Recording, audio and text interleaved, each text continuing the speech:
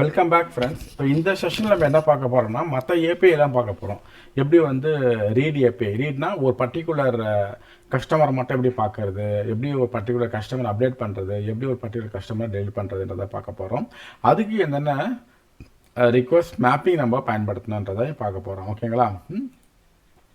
இப்போ இந்த எக்ஸாம்பிளில் பார்த்தீங்கன்னா எல்லாமே வந்து ஒரே மாதிரி தான் யூஆர்எல் கொடுத்துருக்கேன். ஓகேங்களா?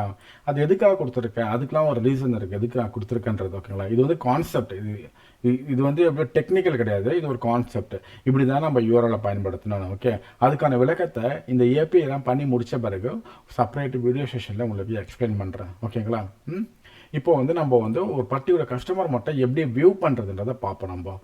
ஓகே, அதுக்கு இதை அப்படியே நம்ம காப்பி பண்ணிக்கணுங்க. காப்பி பண்ணி போட்டுக்கிட்டு நம்ம வியூ தானே பண்ணுறோம். டிபிலேருந்து எடுத்து நம்ம கஸ்டமருக்கு காமிக்கிறோம். கிளைண்ட்டு பார்க்கணும் ஒரு டேட்டாவை. அப்போ கிளைண்ட்டு வந்து ஒரு அப்ளிகேஷன்லேருந்து டேட்டாவை பார்க்கணுன்னா நம்ம கெட்டு தான் யூஸ் பண்ணோம். அதனால தான் வந்து நாங்கள் கெட் மேப்பிங்காக யூஸ் பண்ணுறேன். இப்போ மெத்தட் நேம் மட்டும் மாற்றிக்கிறேன். கெட்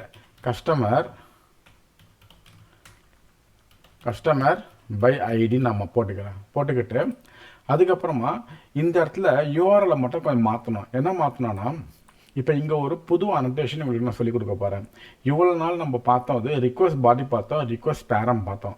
ரிக்வஸ்ட் பாடிக்கு என்ன பண்ணலாம், நம்ம கிளைண்ட் சைட்லேருந்து டேட்டாவை அமைச்சு ஒரு பொருளை கிரியேட் பண்ணுறதுக்கு ரிக்வஸ்ட் பாடி பயன்படுது. ரிக்வஸ்ட் பேரம் எதுக்கு பயன்படுது, கொரி பேராமீட்டர் வழியாக. அதாவது இந்த கொரி பேராமீட்டர் வழியாக நீங்கள் எதாவது பாஸ் பண்ணிங்கன்னா, இப்போ வந்து நேம் ஈக்குவல் டு சுரேஷ்னா அதுக்கு வந்து ரிக்வஸ்ட் பேரம் நம்ம பயன்படுத்த போகிறோம். மூணாவதாக ஒன்று இருக்குது. அது என்னன்னா slash.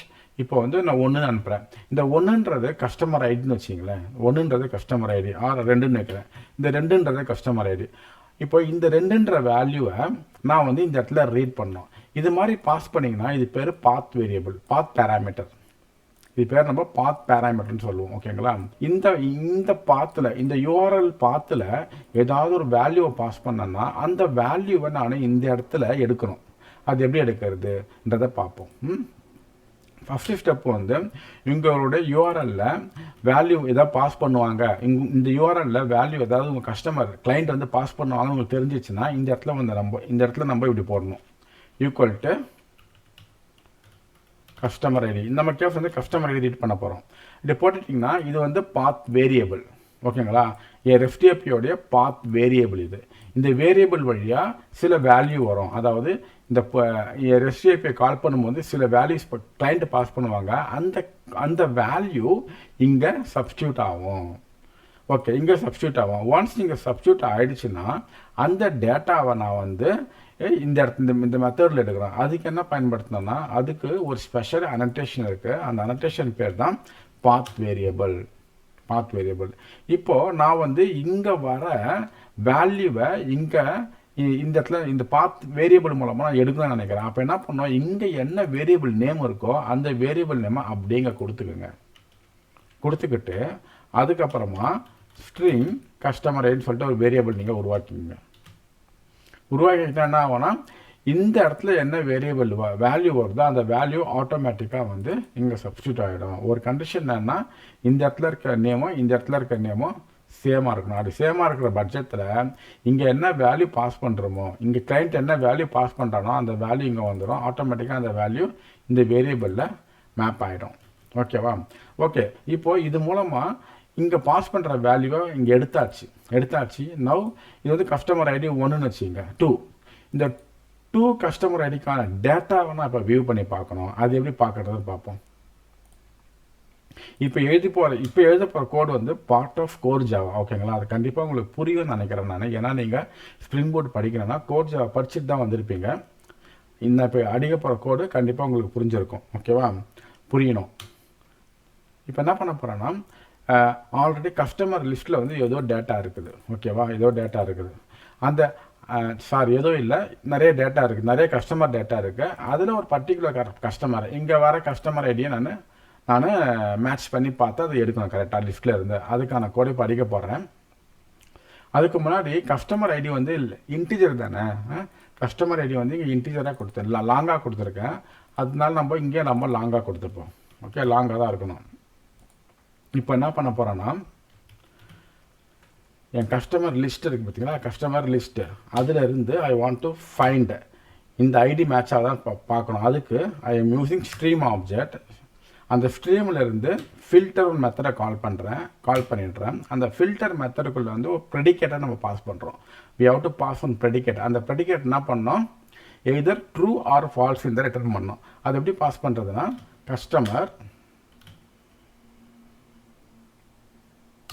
Customer dot get customer ID equal to customer ID dot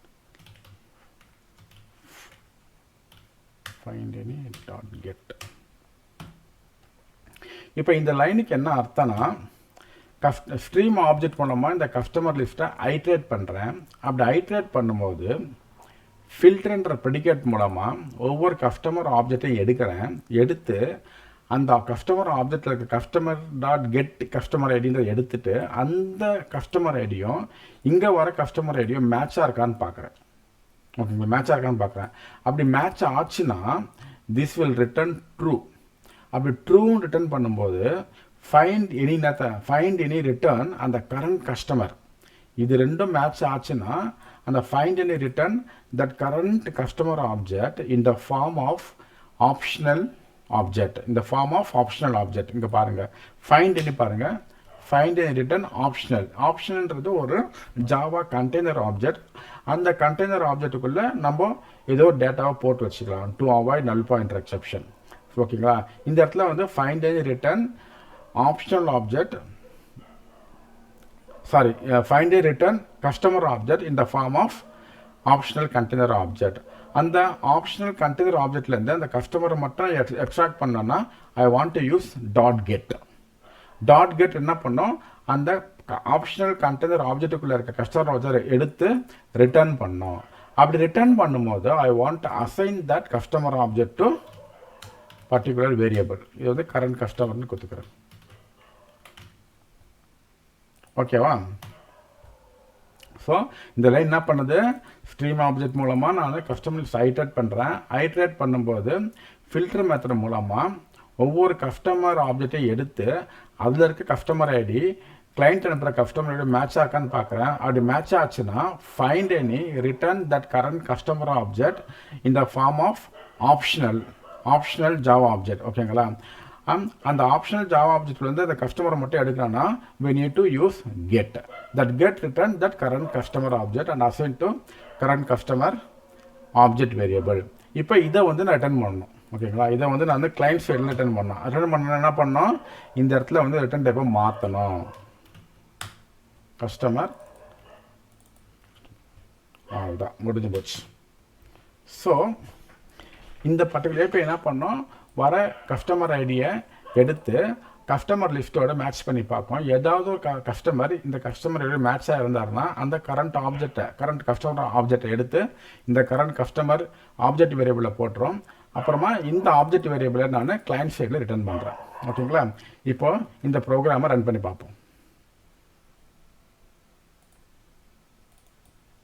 start ஆயிடுச்சு. இப்போ போயிட்டு போஸ்ட்மேனில் போயிட்டு நான் இது கெட் மெத்தட் தானே இல்லையா, get method first get method வழியாக எல்லாம் ஆப்ஜெக்டில் இருக்கான்னு பார்ப்போம், கஸ்டமர்லாம் இருக்குதான்னு பார்ப்போம். இப்போ ரீஸ்டார்ட் பண்ணிருக்கிறதுனால எதுவுமே இருக்காது. ஓகேவா, இப்போ நான் வந்து இது எல்லாமே அரே லிஸ்ட்டில் தானே ஸ்டோர் பண்ணுறேன். ஜாவா ரன் ஆகிற வரைக்கும் தான் நான் ஆட் பண்ணுற கஸ்டமர் ஆப்ஜெக்ட்லாம் அரே லிஸ்ட்டில் இருக்கும். ஒன்ஸ் நான் ஜாவாவை அந்த அப்ளிகேஷனை இந்த சர்வரை ஸ்டாப் பண்ணுறேன்னா எல்லா டேட்டாவும் போயிடும். இப்போ ரீஸ்டார்ட் பண்ணுறதுனால எல்லா டேட்டாவும் போயிடுச்சு.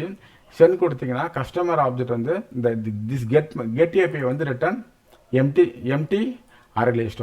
ஓகேங்களா, இப்போ நான் வந்து ஆட் பண்ணுறேன், ஏதாவது கஸ்டமர் ஆட் பண்ணுறேன், ஒன்று ஆட் பண்ணிட்டேன். இப்போ வந்து அடுத்து சுரேஷ் கேச்சவன் போடுறேன்.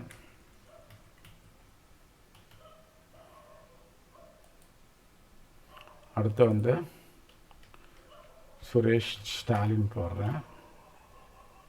இது ட்ரிச்சில் கொடுக்குறேன். ட்ரிச்சு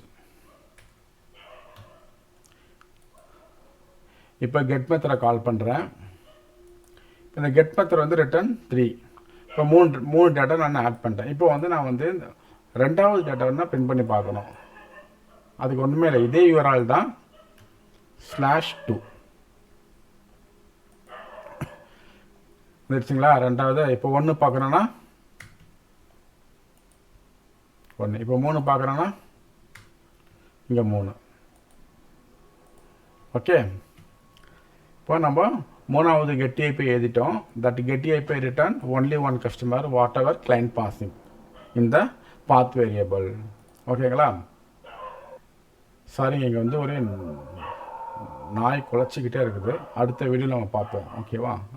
அடுத்த வீடியோவில் வந்து கெட்டு டெலீட் பார்ப்போம், அப்டேட் பார்ப்போம். ஓகே, இந்த வீடியோ பிடிச்சிருந்ததுன்னா உங்கள் நண்பர்களுக்கு, உங்கள் உறவுகளுக்கு ஷேர் பண்ணுங்கள். யாரெல்லாம் ஸ்ப்ரிங் பூட் தமிழில் படிக்கணும்னு நினைக்கிறாங்களோ அவங்களுக்கெல்லாம் ஷேர் பண்ணுங்கள்.